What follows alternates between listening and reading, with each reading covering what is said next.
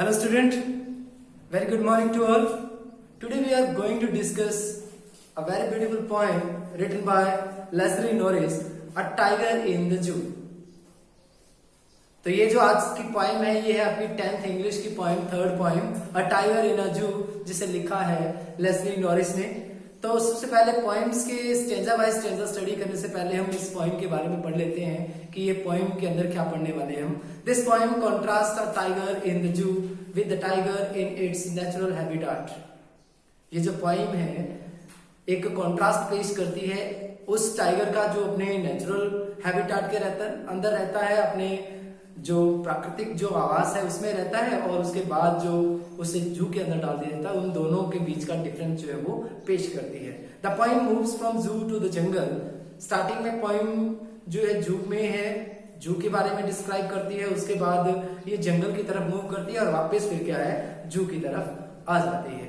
Read the poem silently once and say which stanzas speak about the tiger in the zoo and which ones speak about the tiger in the jungle. चुपके से एक बार आपने study करना है, read करना है इस poem को और बताना है कि कौन सा स्टेंजा जो है जू के बारे में बात करता है और कौन सा स्टेंजे में जो है जंगल के बारे में बात हुई है। Let's discuss the stanza poem one by one. He stalked in his livid step. He stalked in his livid step the few steps of his case. On the pad of velvet quiet in his quiet race. तो जो poet है वो कहता है कि ही यहाँ पे guys refer किया गया है उस टाइगर को जो कभी अपने नेचुरल हैबिटेट के अंदर है, कभी जू के अंदर। ही स्टॉक का मीन होता है वॉक विद प्राइड। जो वो टाइगर है वो वॉक करता है प्राइड के साथ, गर्व के साथ मूव करता है इन हिज विविड स्टेप्स। अपनी जो विविड स्टेप्स है, अपनी जो क्लियर जो धारीदार जो पट्टियां हैं उसकी बॉडी के अंदर, उसमें बड़े गर्व से वो मूव करता हुआ नजर आता है। The few step of his case, अपने कुछ एक स्टेप जो है उस केस के अंदर, उस पिंजरे के अंदर जो है कुछ एक स्टेप चलता है। कैसे चलता है? प्राइड के साथ, गर्व के साथ। On the pad of velvet quiet in his quiet race, और वो एंग्री है लेकिन उस एंगर को वो शोर शराबा करके नजर आने नहीं देना चाहता। वो क्वाइट है, अपने शांत गुस्से में अपने जो वेलवेट जो मखमल पैड है उनमें अपने पिंजरे में क्या करता है वो मूव करता है। तो फर्स्ट स्टेंजा आपको पता लग गया होगा कि ये जो केस की बात हुई है तो ये जू की तरफ इंडिकेट करता है। तो फर्स्ट स्टेंजे में जो पॉइंट है वो किसकी बात करता है, किस टाइगर की बात करता है? उस टाइगर की बात करता है जो कि लॉक बिहाइंड द बार है, जो कि पिंजरे के अंदर, जू के अंदर, चिड़ियाघर के अंदर बंद है। Move to the second stanza. He should be lurking in shadows sliding through long grass near the water hole where plums deer pass. Lurking means hiding. उसे क्या करना चाहिए भाई? हाइडिंग कर लेना चाहिए। कहां? शैडो के अंदर। कौन सी शैडो के अंदर? Long grass. लॉन्ग ग्रास की जो शैडो है, जो परछाई है, उसके अंदर उसे क्या कर लेना चाहिए? अपने आप को हाइड कर लेना चाहिए, छुपा लेना चाहिए। और स्लाइड करना चाहिए। स्लाइड मीन्स क्या होता है? मूव करना चाहिए, मूविंग होना चाहिए, उसके अंदर मूवमेंट होनी चाहिए। कैसे? ईज के साथ, आसानी से, धीरे धीरे, चुपके चुपके उसे उस लंबी घास की छांव में छुपकर आगे की तरफ चलना चाहिए। कहां? Near water hole. जो वाटर सोर्सेस हैं जैसे पॉन्ड है, लेक है, तो उस वाटर होल के पास, उन वाटर सोर्सेस के पास जहां पे जो पल्प डियर है, पल्प मीन्स जो फैटी, जो फैट, मोटे ताजे, जो हेल्थीएस्ट जो डियर जहां से गुजरते हैं, उन वाटर सोर्सेस के पास लंबी लंबी घास की छायाओं के अंदर अपने आप को छुपाकर आगे की तरफ धीरे धीरे मूव करना चाहिए।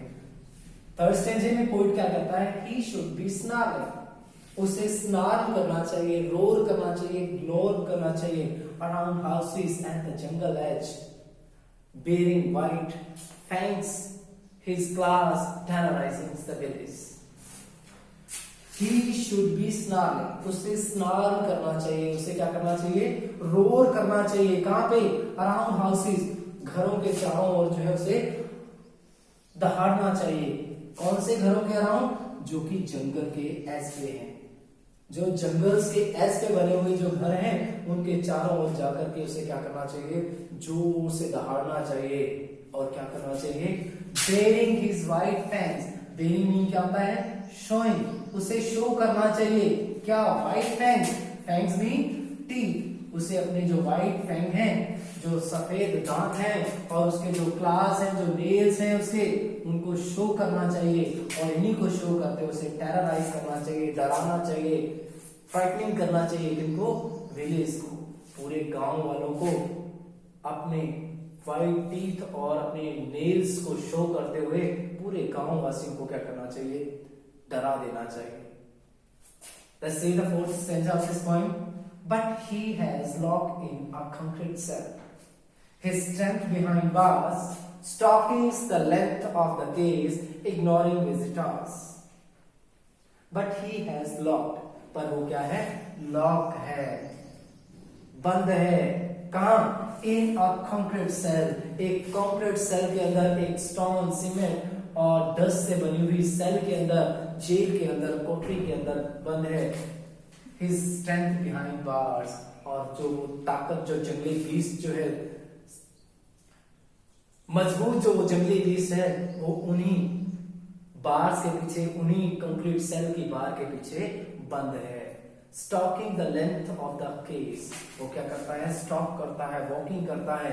कैसे वॉक करता है? लेंथ के, केस की जो लेंथ है उसके अकॉर्डिंग वो स्टॉक करता है। और जो उसको देखने आने वाले जो विजिटर्स हैं, जो यात्री हैं, जो उसको देखने वाले आए हुए हैं, उनको वो इग्नोर करता है। उनकी तरफ किसी प्रकार का इंटरेस्ट वो है क्रिएट नहीं करता।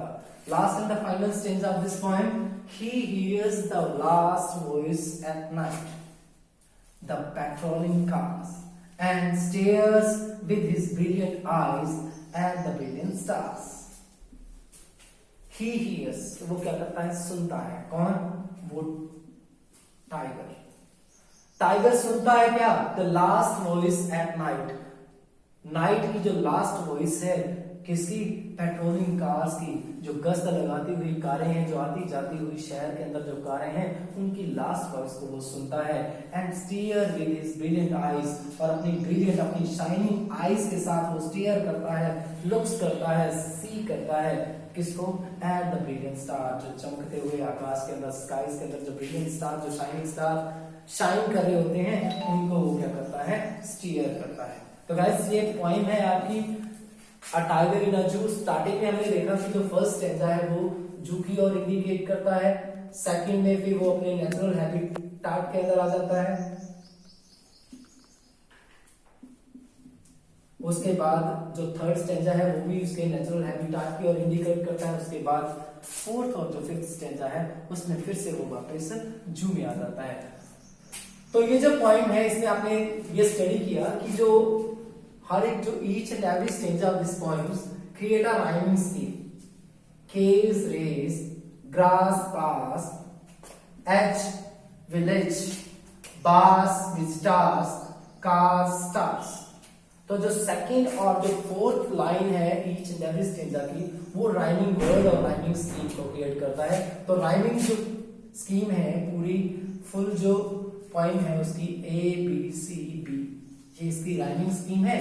और cage race, grass pass, as village, bars with stars, cars and stars, ये इनके राइमिंग वर्ड है। तो गाइस इस पॉइंट को अच्छे से ग्रैब करना है।